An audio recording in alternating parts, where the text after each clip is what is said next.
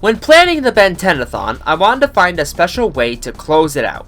When watching most review marathons, whether it's for games or otherwise, the summary is usually mixed in with the final episode, with thoughts on the marathon overall.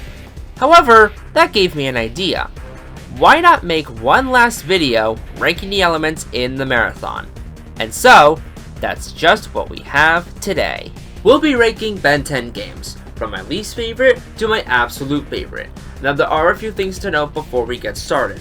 I'm only going to be ranking the games that I had played for the marathon, so games like The Rise of Hex won't be included on the list. It's only fair to rank the games that I myself have actually played as well as finished.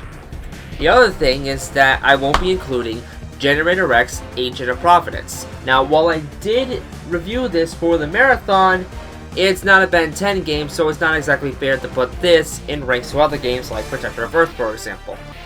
Also, I'm only going to be highlighting points that made me pick what game goes where. But if you want a full review of the game, an in-depth look as to how I liked the game, you can find the links to the videos in the description below. I think that's all I have to say, so here we go. Here are my Ben 10 games, from the least favorite to my absolute favorite.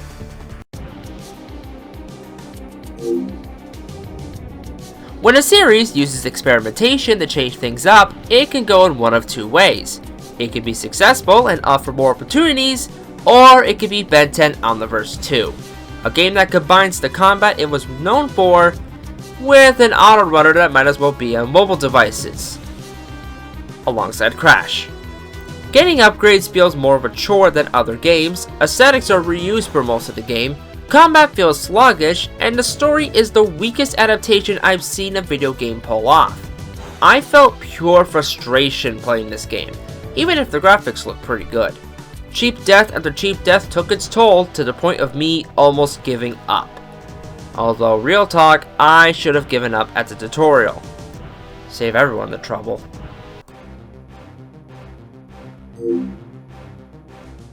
I was surprised the reboot wasn't at the bottom of the list, but that doesn't mean I'll go easy on it.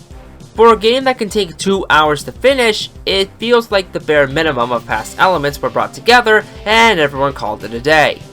Puzzles are more like obstacles, combat is simplistic, and the game looks bleak compared to the last generation of games. Now, to be fair, there were elements I liked. The upgrade system gave good bonuses worth getting, and finally playing as Upgrade was something I always wanted to do. But those weren't enough to save the game overall. Not when other games handle these mechanics much better. Probably the one time I wanted Vilgax as the main villain again. Okay, give the reboot this. Vilgax in the reboot is voiced by Yuri Lowenthal, who you might remember as Teen Ben from series like Alien Force, Ultimate Alien, and Omniverse. So basically when you think about it, it's Teen Ben going against Young Ben. I love the world of voice acting.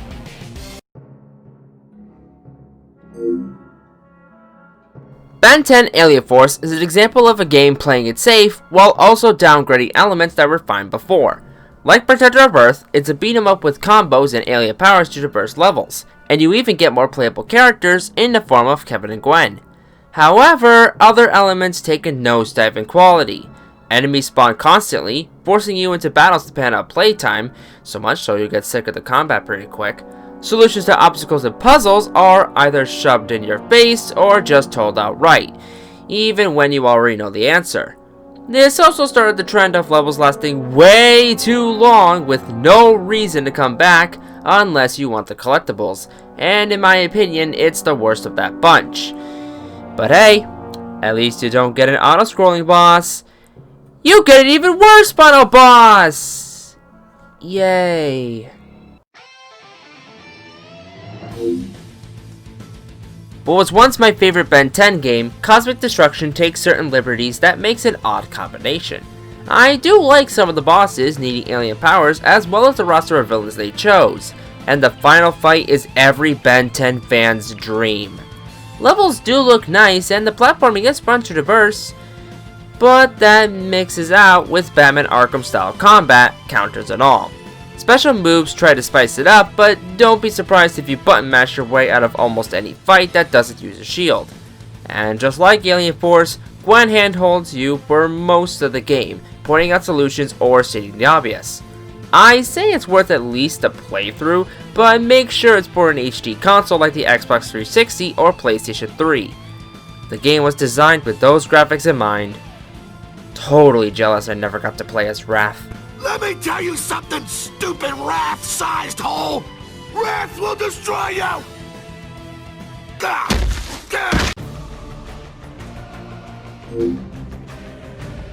Right in the middle, we have a spin-off I didn't expect to enjoy, Galactic Racing. While I wish more planets were explored and the representation could have gone the extra mile, they're my only big complaints as everything else made for a great kart racer. The expanded gameplay for more strategic races, the satisfaction of unlocking racers and tracks, and extra modes to keep the racing going. It does take a while to get used to, but once you understand the mechanics and how to use them to your advantage, you'll be racing for hours, enjoying every second. While other kart racers might be your fancy, I can easily recommend Galactic Racing as one of the coolest. Now, if only we can get a Ben 10 fighting game. Oh, right. That existed.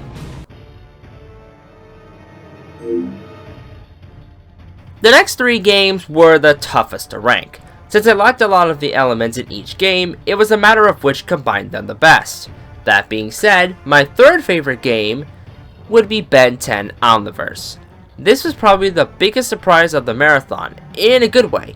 The use of alien powers for puzzles of progression, playing as 16 different aliens across both bends, one of the better stories of the game franchise, it was well put together. Combine that with a great presentation and nods to the franchise as a whole, and you get a game worth playing, even on the Wii U, and those weird ventriloquist acts. My one big gripe is with the bosses. Aside from one boss, no fight needs specific alien powers to bring them down, and it doesn't help how they're damage sponge bosses. Other than that, it's a good time if you can find it. Also, Omniverse is my favorite Ben 10 theme song.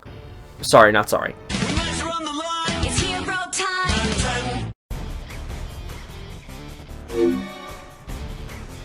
The game that started it all, we don't talk about that one. Protector of Earth was one of the few examples of a licensed game done right. Fun gameplay with rewarding combos to unlock, fan service to the show with its cast of characters, fun bosses that tested your skills, and to top it all off, great extras worth replaying levels for. It kept the heart of the show and felt like a movie special before the actual movie special came out. Sure, playing as only 5 aliens might have been a bummer, but each one was used well for platforming and puzzles, so it was fine. This was one of my favorite games from my childhood, and it still holds up today. And I would have said this was my favorite Ben 10 game, but then I revisited my new favorite Ben 10 game. And that would be Ben 10 Alien Force Vilgax Attacks. This might come as a shock, but after playing each Ben 10 game I owned, this quickly became my new favorite. For the PlayStation 2, the amount of detail in the scenery and characters were great for a licensed game. The music was memorable, the locations were unique for the series, the roster of aliens was any fan's dream being able to play as all 10 for the first time, and the game was challenging in a good way. Sure, levels can be long, and replayability was low, but I always found myself coming back because I enjoyed the game that much. It might be one of the weaker games in terms of the story, but that's like playing a Sonic game for an edgy thrill. Bad example. This game brought back so many memories, and I found respect for the game with what I was able to accomplish. Protector of Earth is just as good, but I have a deeper connection with Vilgax Attacks.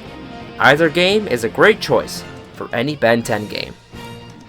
Just be careful when you reach Vilgax.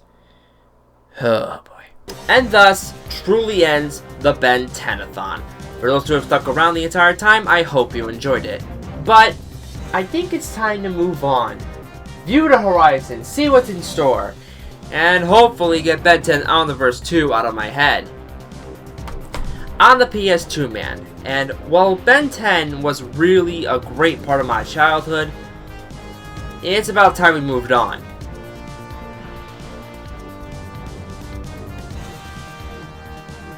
for better or worse. Hello everyone, PS2Man here. Thank you so much for watching this video. I know I changed my outro several times throughout the marathon, but I wanted to go with a bit of a more personalized outro now. Mainly in case of any special thanks need to be given, or if any changes need to be said. With that in mind, I'd like to personally thank Boop012 and Seneca Gray for their helpful comments in terms of helping reviews. I really do appreciate it. And yeah, that's the end of the Ben 10 Marathon. Honestly, it was a really great experience, both for improving my craft for review and returning to one of the greatest parts of my childhood. With that in mind, it's going to be a little bit before we get to the next marathon. I have a few reviews planned before we get to it, so, well, we'll take our time with it. In any case, guys, I hope you look forward to future reviews and future marathons. If you liked the video, well, you know what to do. Everything on the screen shows you where you can check me out. Thanks so much for watching. We'll see you later. Take care.